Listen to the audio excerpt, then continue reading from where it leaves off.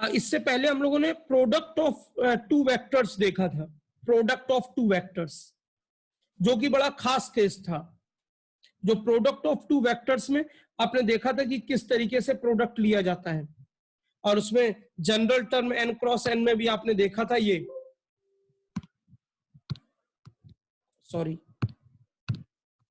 ये आपने देखा था कि इसका प्रोडक्ट कैसे करते हैं, और इसमें आपने जनरल टर्म लिखना सीखा था ये, ठीक है ना। तो आज हम लोग रेसिप्रोकल ऑफ वेक्टर्स देखते हैं, इसका मीनिंग क्या होता है और चीजों को समझते हैं, ठीक है ना। तो बढ़िया केस है।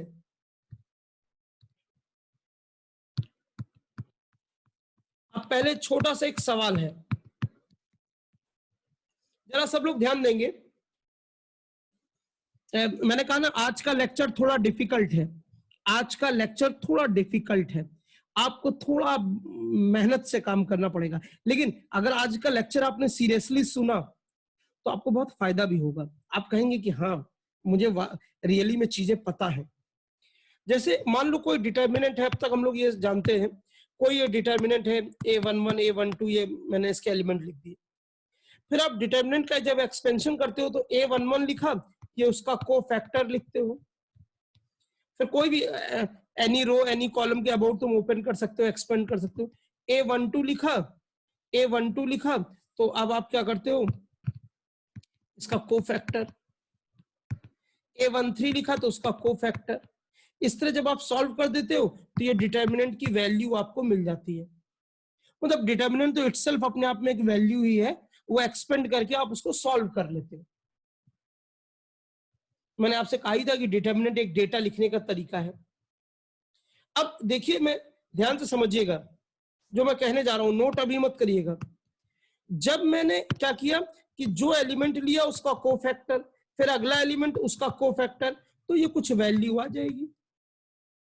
लेकिन अगर मैंने ऐसा किया, देखिए देखिए, एलिमेंट a11 लिया, कोफैक्टर दूसरे का लिया, a21 ले लिया, मतलब मैंने जो नीचे वाली रो का ले लिया, ये नीचे वाली रो का कोफैक्टर ले लिया।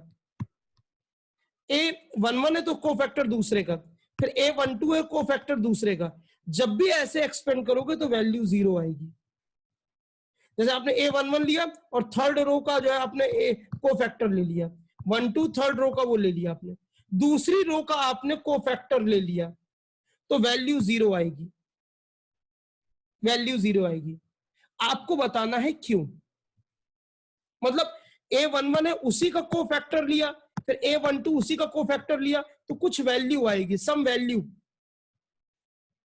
लेकिन अगर आपने दूसरी रो का एलिमेंट किसी और रो के लिए और कोफैक्टर किसी अदर रो का ले लिया, तो वैल्यू हमेशा 0 आएगी, हमेशा 0 आएगी। कितने लोग इसको साबित कर सकते हैं? अगर इसकी आप प्रूविंग दे दो ना तो आप सुपर इंटेलिजेंट हो। नोट करना शुरू करिए। मैं जानना चाहता हूं कि इतना नोट करिए, मैं जानना चाहता हूं, आपको सोचने का मौका भी मिल जाएगा। बड़ा इंपॉर्टेंट रिजल्ट है, कैसे होता है।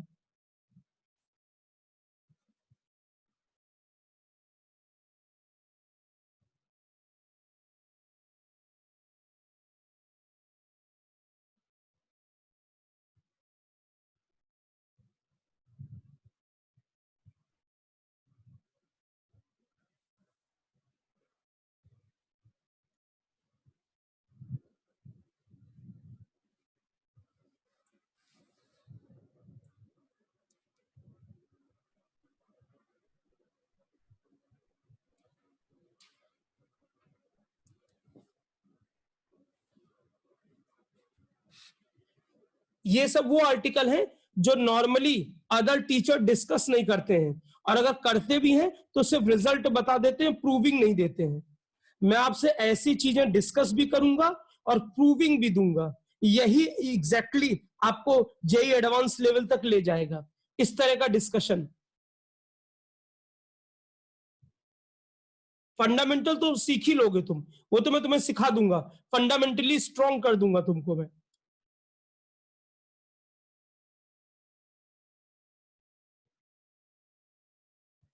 तो कितने लोग मुझे बता पाएंगे, कितने लोग मुझे बता पाएंगे ये जीरो कैसे हो रहा है?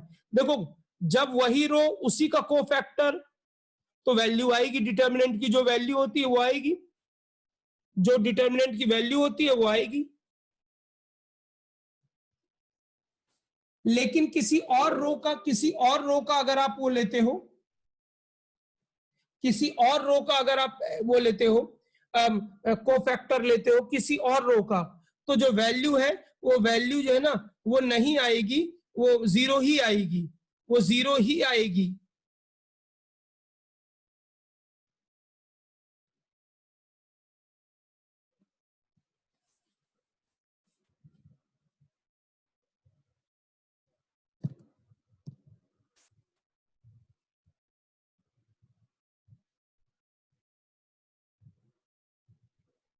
ये यश चौहान है, उन्होंने कुछ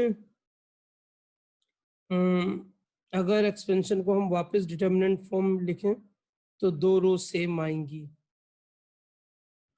ये एक अच्छा आंसर है, अच्छा आंसर दिया है इन्होंने। तो देखिए वैल्यू जीरो क्यों आएगी जरा देखिए,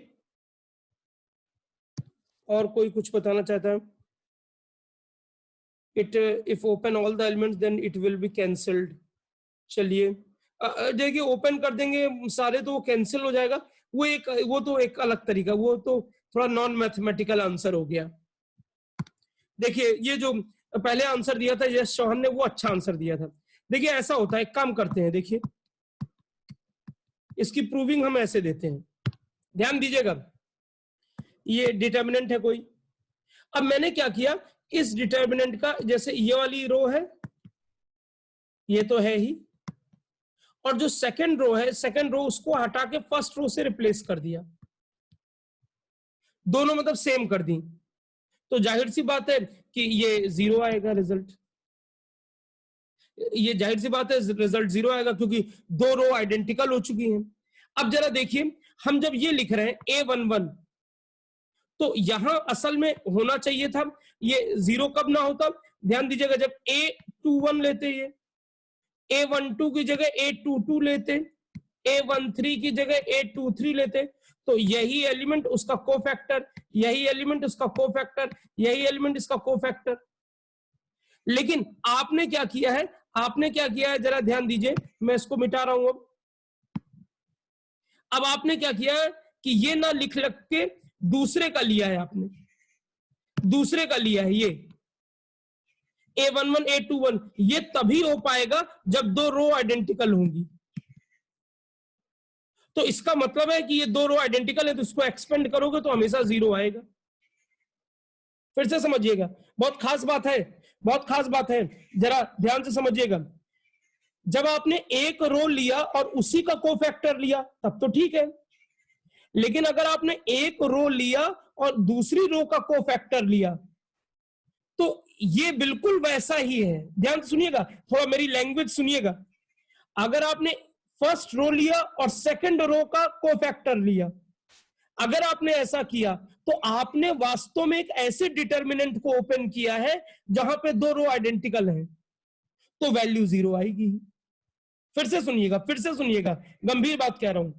अगर आपने एक रो ली और कोफैक्टर दूसरी रोज का लिया, आपने एक रो ली और कोफैक्टर दूसरी रोज का लिया, तो इसका मतलब एक तरह से आपने ऐसे डिटर्मिनेंट को ओपन किया है जहां पे दो रो आइडेंटिकल हैं, मतलब ये उसकी इक्विवेलेंट बातचीत हुई, तो आंसर जीरो आएगा।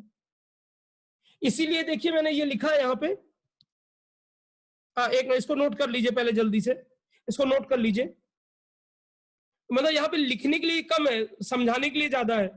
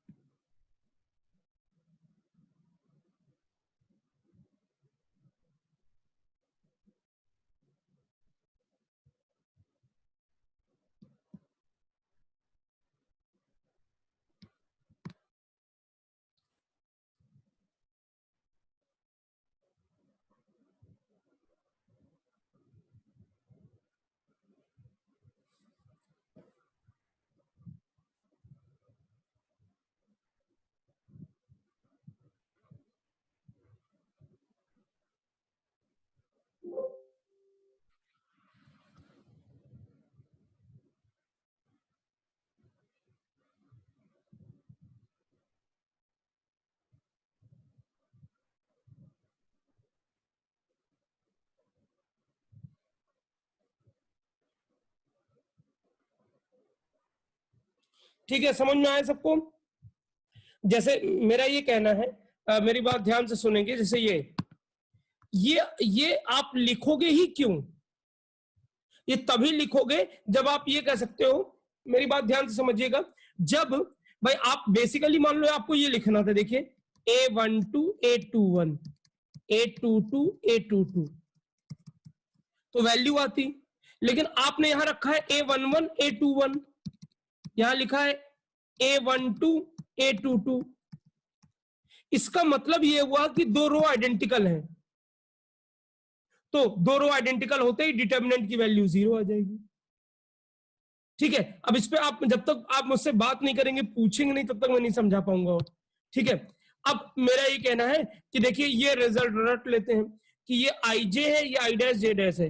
अगर आई डैश इक्वल है, जे जे डैश इक्वल है, मतलब देखिए ना, जैसे A12 है A21, मतलब सॉरी वो 12 लिखना था,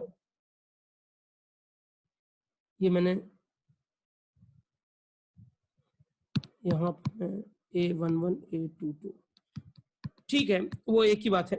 तो मेरा ये कहना है आई डैश से A11 है तो ये AB11 हो, A12 है तो AB12 हो, मतलब सेम हो, ये उसी का कोफैक्टर हो, तो ये चीज आएगी, तो डिटर्मिनेंट की वैल्यू D आ जाएगी, D। और अगर ये वो इक्वल नहीं है, आई डैश अलग है, जे डैश अलग है, तो ये वैल्यू 0 आएगी। ये हमारा रिजल्ट हो गया, लिखने का एक तरीका है। ठीक है ना, तो ये बात समझ में आ गई सबको? ये बात सबको समझ में आ गई? ठीक, अब मेरा ये कहना है, तो ये तो आपने नोट कर लिया। अब इससे देखिए हम फिर एक रिजल्ट प्रूफ करने जा रहे हैं। अब देखिए ध्यान दीजिएगा, ये और थोड़ा देखिए, ये अब फिर आपके लिए एक सवाल भी है, एक आर्टिकल भी है, ये आर्टिकल भी है और सवाल भी है। कोई डिटर्मिनेंट है, ये A11 A12 A21 A22, ये डिटर्मिनेंट n क्रॉस n। आपने क्या किया कि सारे एलिमेंट को देखिए उसके कोफैक्टर से रिप्लेस कर दिया। ध्यान दीजिएगा, सारे एलिमेंट्स को कोफैक्टर से रिप्लेस कर दिया, डिटर्मिनेंट में एलिमेंट की जगह उसका कोफैक्टर लिख दिया, तो ये इसको हम लोगों ने नाम दे दिया डेल्टा डैश, और तब बोला जाता है इसको रेसिप्रोकल ऑफ डिटर्मिनेंट।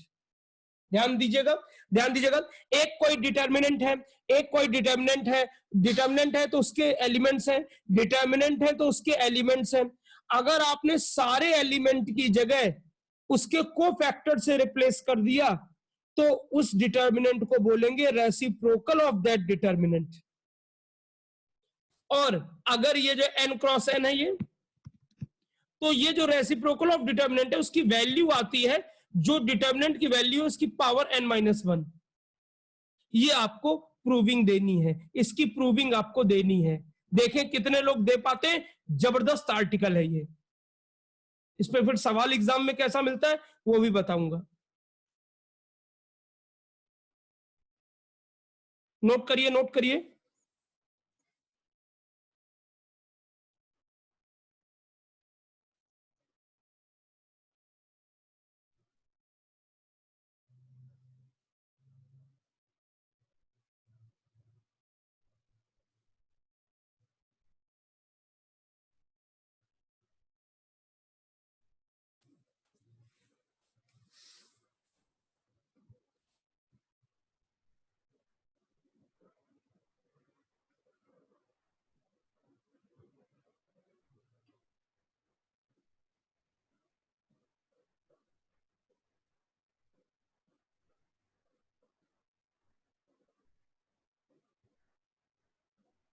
फिर से सुनिए, पहले रेसिप्रोकल किस तरह से डिफाइंड है, रेसिप्रोकल किस तरह से डिफाइंड है ये समझिएगा सब लोग।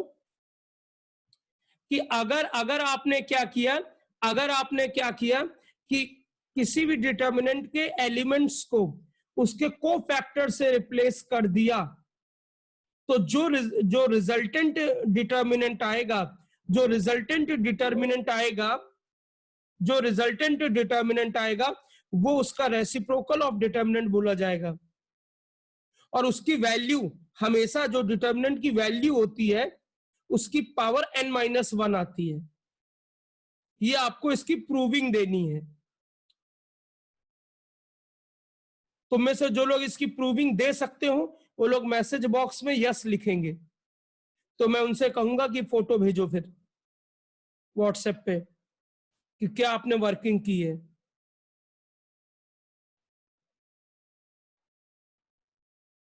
अभी तक तो R1 R2 R3 जोड़ जोड़ के खूब बढ़िया से कर ले रहे थे ना, अब आएगा। यही तो आर्टिकल है, ये सब आर्टिकल है जो आपको स्ट्रॉन्ग करेंगे।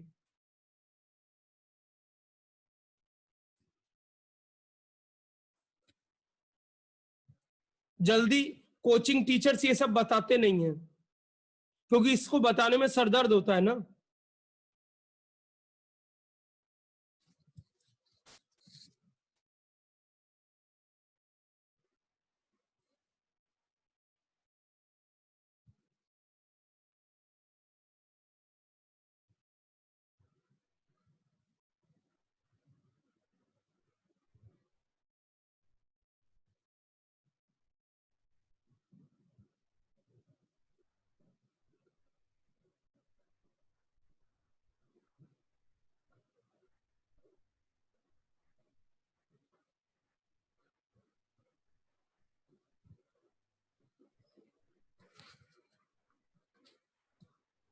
कोई बताएगा कैसे करेंगे?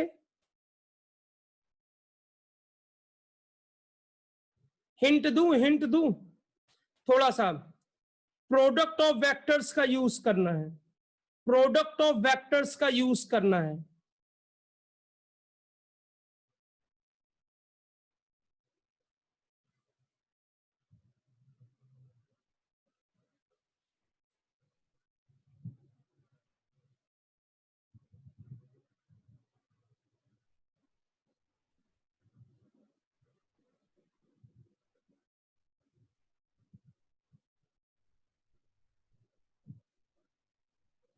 चलिए, तो कोई बता नहीं पा रहा है, मैं ही बताता हूं। देखिए, बहुत अच्छा आर्टिकल है ये। देखिए, हम क्या कर रहे हैं, हमने ये लिया, ध्यान दीजिएगा सब लोग, delta into delta dash multiply किया। डेल्टा मतलब वो जो है, डेल्टा मतलब वो जो डिटर्मिनेंट ओरिजिनल था, और दूसरा उसका रेसिप्रोकल मल्टीप्लाई किया, सॉरी। मतलब हमने क्या किया, डेल्टा लिया और उसका जो रेसिप्रोकल है डेल्टा डैश, उससे मल्टीप्लाई किया। तो देखिए, A11 तो यहाँ A कैपिटल में ये को फैक्टर है, A12 इसका को फैक्टर, A13 इसका को फैक्टर, A1n उसका को फैक्टर, ये हो गया। अब मैं थोड़ा रिजल्ट आसानी से आ जाए उसके लिए क्या कर रहा हूं, इसमें रो और कॉलम को इंटरचेंज कर ले रहा हूं, इस वाले में, सेकंड वाले में। तो इन डेल्टा डैश मैं रो और कॉलम को इंटरचेंज कर ले रहा हूं। तो ये देखिए, ये वाली जो है ना, ये वाला जो रो, ये कॉलम बना दिया। वो कर सकता हूँ, रो को कॉलम में, कॉलम को रो में इंटरचेंज कर सकता हूँ, रो को कॉलम में और कॉलम को रो में इंटरचेंज मैं कर सकता हूं। कर दिया आगे, तो ये ऐसे ऐसे आ गया ये। अब आप देखिए, मल्टीप्लाई कर देता हूं, प्रोडक्ट निकालना हमने सीखा था। तो ध्यान दीजिएगा सब लोग, देखिए, A11 कलर चेंज कर दूं, A11, फिर A11 मतलब A11 इसका कोफैक्टर, A12 इसका कोफैक्टर, A13 इसका कोफैक्टर, तो ये आ गया। अब अगला जब करेंगे, ध्यान दीजिएगा, यहां सब लोग ध्यान से सुनिएगा, जब A11 को दूसरे वाले से करेंगे, ये आएगा। जाहिर सी बात है, ये वैल्यू 0 हो जाएगी, क्योंकि उसी का कोफैक्टर नहीं है। आगे के जितने आएंगे वो सब 0 हो जाएंगे। ठीक, समझ रहे होंगे आप? ये डिटर्मिनेंट डी जो वैल्यू आ जाएगी वो आ जाएगा। फिर उसके बाद देखिए, सेकंड रो आपने लिया, तो सेकंड रो को जब फर्स्ट से करेंगे तो ये वैल्यू भी 0 आ जाएगी। और सेकंड रो को जब सेकंड कॉलम, मतलब कॉलम वही उसी का कोफैक्टर है, तो ये वाली जो वैल्यू है फिर से डी आ जाएगी, डिटर्मिनेंट आ जाएगा। आगे के फिर सब 0 हो जाएंगे, क्योंकि वो उसी का कोफैक्टर नहीं होगा। और इसी तरह लास्ट वाला जो है, ये जब फर्स्ट इसमें कॉलम से, फर्स्ट कॉलम से सेकंड कॉलम से सब 0 आ जाएगा, ये 0 हो जाएगा, ये 0 हो जाएगा। और जब ये लास्ट वाला लास्ट इससे जाएगा तो ये उसी का कोफैक्टर हुआ, तो ये डिटर्मिनेंट डी आ जाएगा। तो देखिए, ये रिजल्ट आएगा इस तरीके से। देखिए, ये डी डी डायगोनल पे डिटर्मिनेंट आ जाएंगे और बाकी सारे एलिमेंट नॉन जीरो हो जाएंगे। तो इसको मैंने एक बार एक सवाल में कराया था, इसको जब सॉल्व करोगे तो कैसे सॉल्व करोगे इसको सॉल्व करोगे डी, फिर ये अंदर हो डी, ये फिर करोगे सॉल्व तो डी इंटू डी, फिर अंदर डी, ये डी की पावर एन आ जाएगा ये। अब ध्यान दीजिएगा, तो डेल्टा डैश कितना हो जाएगा, ये डिवाइड कर देंगे भाई, इसी की वैल्यू तो डेल्टा बोल रहे हैं, ठीक है। तो ये डेल्टा की पावर एन हो गया, तो डेल्टा डैश कितना हो जाएगा, तो डेल्टा डैश हो जाएगा ये नीचे तो डेल्टा एन माइनस वन, ये फार्मूला रिजल्ट आ गया हमारा। इसका मतलब है अगर 3x3 होगा तो डेल्टा डैश क्या होगा, डेल्टा का स्क्वायर। अगर 4x4 होगा तो डेल्टा डैश क्या होगा, डेल्टा की पावर 3 n माइनस वन। अगर डेल्टा 5x5 का है तो डेल्टा डैश की वैल्यू हो जाएगी, डेल्टा डैश की वैल्यू हो जाएगी डेल्टा की पावर 4। तो उम्मीद करता हूं आपने इसको समझा होगा कि मैं क्या कह गया। पहले इतना नोट करेंगे, पहले फटाफट नोट करिए मैंने क्या किया है, प्रोडक्ट लिया है, फटाफट नोट करिए थोड़ा जल्दी जल्दी।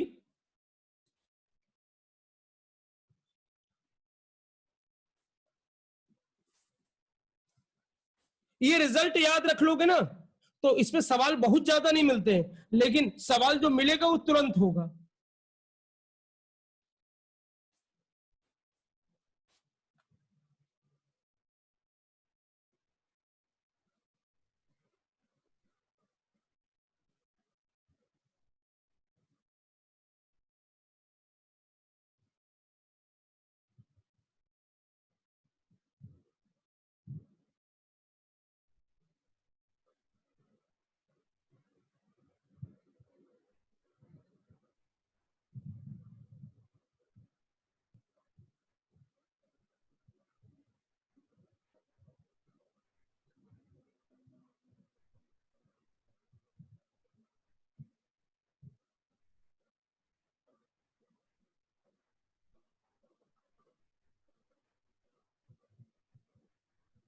जल्दी नोट करिए।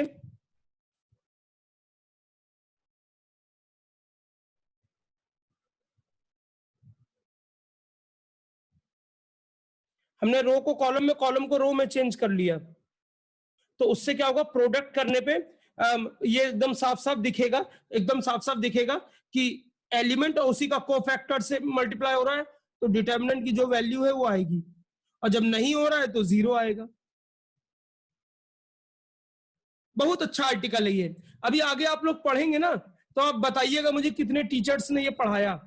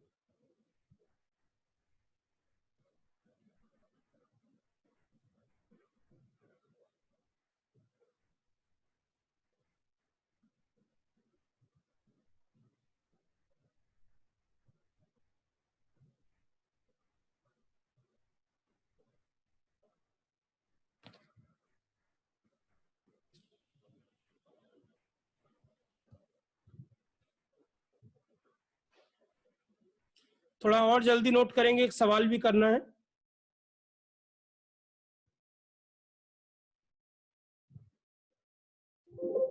कितने लोगों को ये आर्टिकल समझ में आया, हैंड रेस करिए। कितने लोगों को ये आर्टिकल समझ में आया, हैंड रेस करिए।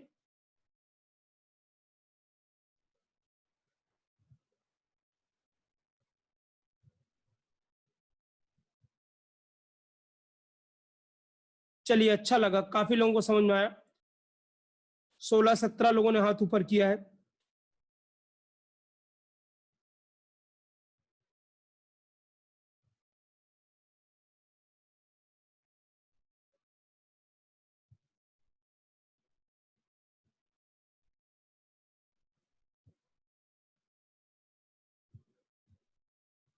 नोट करिए फटाफट, तो मैं जो है फिर सवाल दूं इस पे।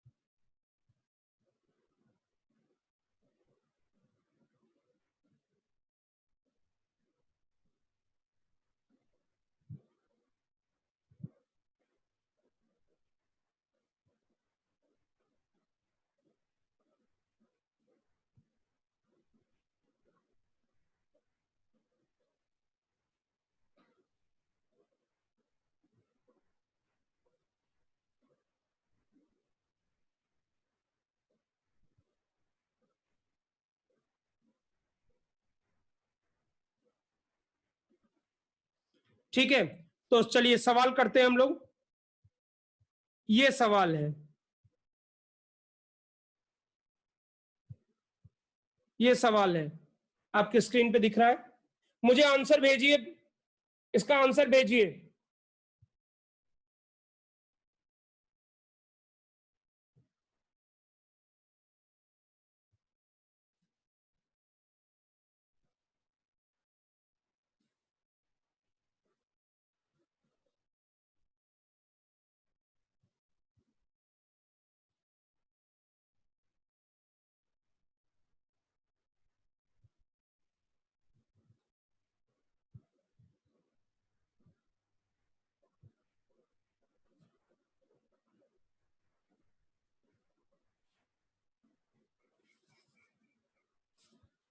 सावन मिश्रा है, उन्होंने सही भेजा है आंसर।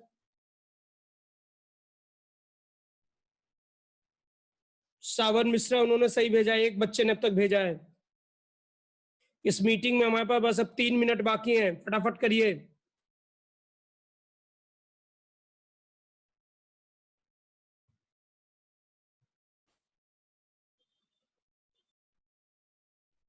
बाकी लोग क्या कर रहे हैं भाई?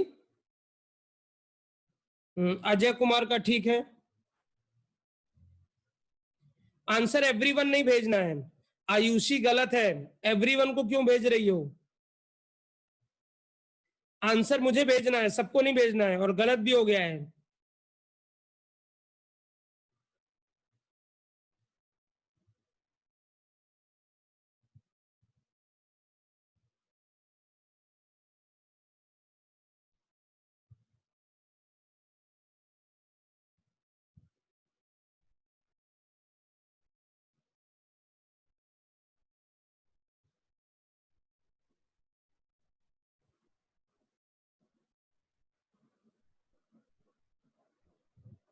प्रत्युष सही है, आयुषी श्रीवास्तव अब सही है, राहुल सिंह का सही है, हर्ष का गलत है, मिलन का सही है,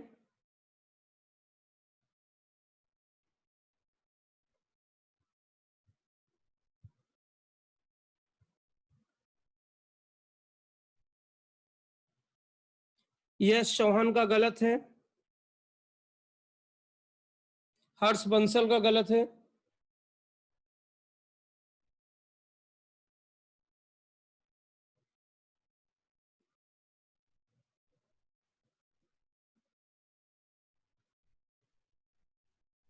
शशांक तिवारी सही है, मानवेंद्र सही है। एक मिनट, मानवेंद्र का गलत है। चलिए भाई, बहुत टाइम दे दिया अब। अरे बुद्धू बच्चों, इधर देखो।